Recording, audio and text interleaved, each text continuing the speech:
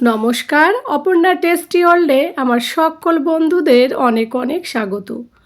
বন্ধুরা, আজকে নিয়ে এসেছি কমলি শাকের দুর্দান্ত রেসিপি। আর এই কমলি শাকের রেসিপিটি কিভাবে রান্না করব চলো তাহলে দেখে নেওয়া যাক। প্রথমে আমি কমলি শাকগুলোকে ভালো করে কেটে নিচ্ছি, আর একটু বড় সাইজ করে কেটে নিচ্ছি, যেহেতু হালকা ঝোল করে রান্না করব। খুব একটা ঝোল না, আবার ভিজে ভিজে টাইপের থাকবে।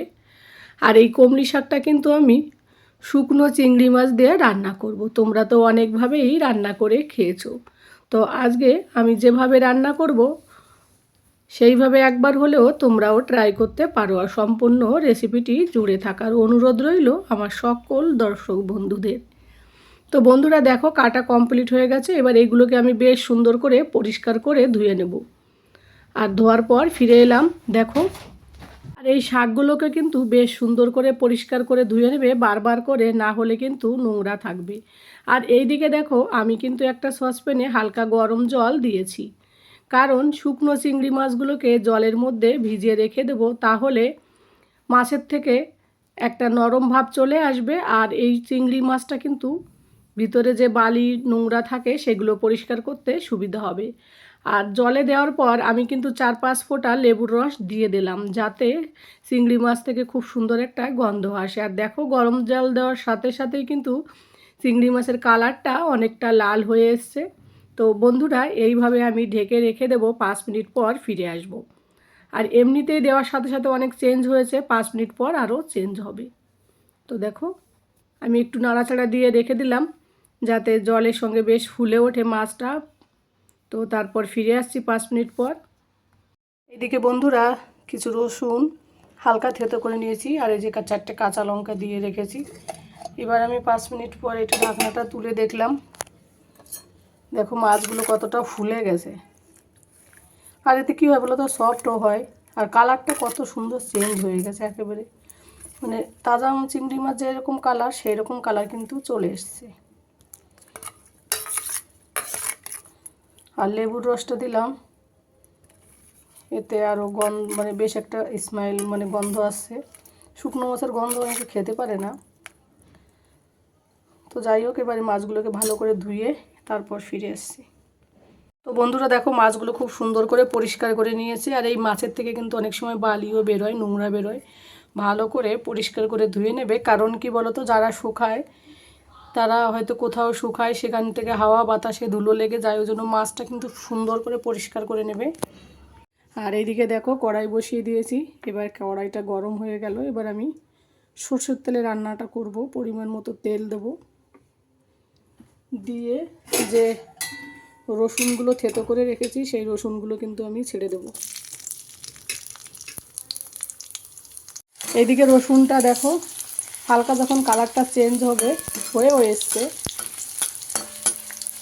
আর এই মাছের, শুকনো মাছে কিন্তু অবশ্যই রসুন দেবে। আর এইদিকে যে 4টে কাঁচা লঙ্কা রেখেছিলাম, সেখান থেকে আমি 3টে কাঁচা লঙ্কা দিলাম, কারণ বেশি ঝাল করব না আমি। তোমরা তোমাদের মতো করে ঝালের টেস্ট বাড়াতে পারো, বেশি কম দিতে পারো। এবার এর মধ্যে আমি দিয়ে দেবো রাঁধুনি, ছোট্ট 1 চামচ রাঁধুনি ফোড়ন।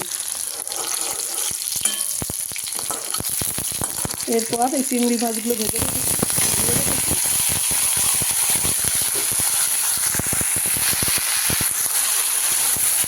চিংড়ি মাছগুলো এবার দিয়ে দেবো, দিয়ে বেশ কিছুক্ষণ ফ্রাই করতে থাকবো।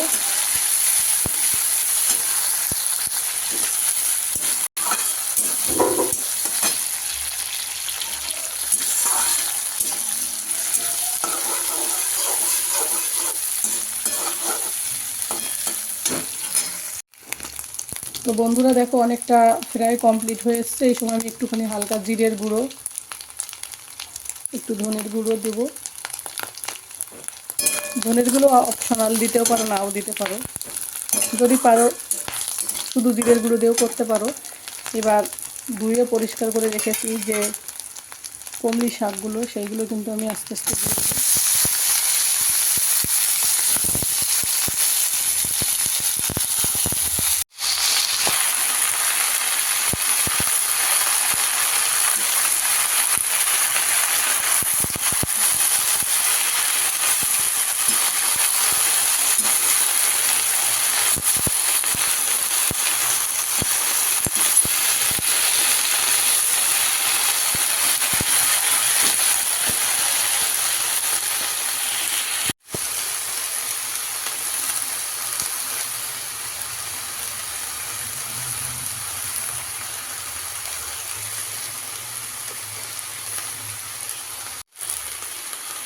এবার আমি পরিমাণ মতো লবণ দেবো, কারণ শাকে তো এমনিতে একটু পরেই কমে যাবে, এই জন্য লবণের পরিমাণটা ঠিকঠাক করে দেবো।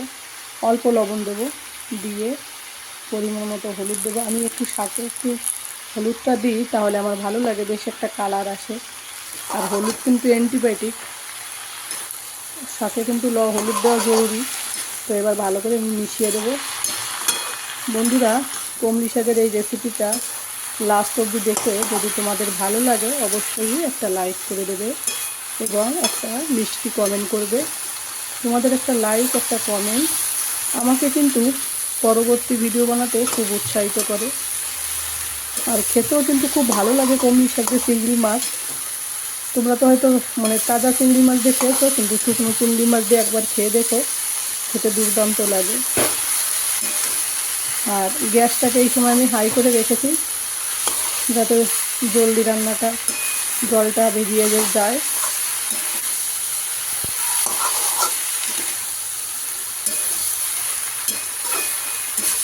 তো দেখো ভালো করে মিশিয়ে দেওয়া হয়ে গেল। এবার একটুখানি গ্যাসটাকে কম করে দেবো, যাতে শাকটা একটু সফট হয়। তো বন্ধুরা দেখো, শাকটা একটু হালকা ফ্রাইও হয়ে গেছে, কোনো জল বেরোয়নি। যেহেতু ওটা শাকটা একদিন আগে নিয়ে আসা হয়েছিল, ওই কারণে একটু জলটা কম বেরিয়েছে। যাই হোক, এবার আমি এর মধ্যে পরিমাণ মতো জল দেব। চিংড়ি মাছটা একটু কম হয়ে গেছে, তোমরা চাইলে চিংড়ি মাছটা যদি পারো একটু বেশি দিতে পারো। মাছটা বেশি দিলে কিন্তু খেতে আরও দুর্দান্ত লাগবে। মাছটা আমার কম হয়ে গেছে যদিও।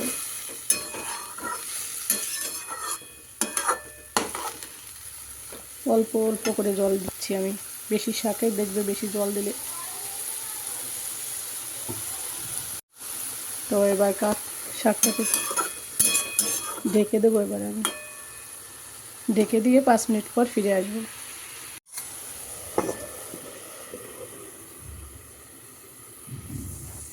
তো বন্ধুরা, 5-7 মিনিট পর ফিরে এলাম। তো দেখো, শাকটা কিন্তু অনেকটা কমেও গেছে। আর এমনি তো শাক পাতা রান্না করলে দেখবে অনেকটা মনে হয় প্রথমে, পরে কমে যায়। তো কমে গেছে, কালার দেখে বোঝা যাচ্ছে শাক গলে গেছে, ডাঁটাগুলো সব। তো আমি একটু হালকা ভিজে ভিজে রাখবো। তোমরা চাইলে আর একটু শুকাতে পারো, অথবা আর একটু ঝোল রেখেও রান্না করতে পারো। আমি এখন এটাকে গ্যাসটাকে অফ করে দিয়ে সার্ভ করে ফিরে আসছি তোমাদের কাছে বন্ধুরা। তো বন্ধুরা দেখো, রান্না কমপ্লিট। আর কত সুন্দর লাগছে দেখতেও, লোভনীয়, খেতেও কিন্তু লোভনীয় হয়েছিল। শীতের দিনে এরকম গরম গরম ধোয়া ওঠা ভাতের সঙ্গে এরকমভাবে কমলি শাকের রেসিপি একবার হলেও তোমরা বাড়িতে ট্রাই করতে পারো। আশা করি বাড়িতে সবাই কিন্তু চেটেপুটে খাবে। তো বন্ধুরা, আজকের রেসিপিটি কেমন লাগলো অবশ্যই জানিও। যে যেখান থেকে দেখছো সকলে অসংখ্য অসংখ্য ধন্যবাদ। তো আজকের রেসিপি এখানেই শেষ করছি। পরবর্তী কোনো রেসিপিতে খুব শীঘ্রই তোমাদের সঙ্গে দেখা হবে। সকলে ভালো থাকো, সুস্থ থাকো এবং সাবধানে থাকো। টাটা।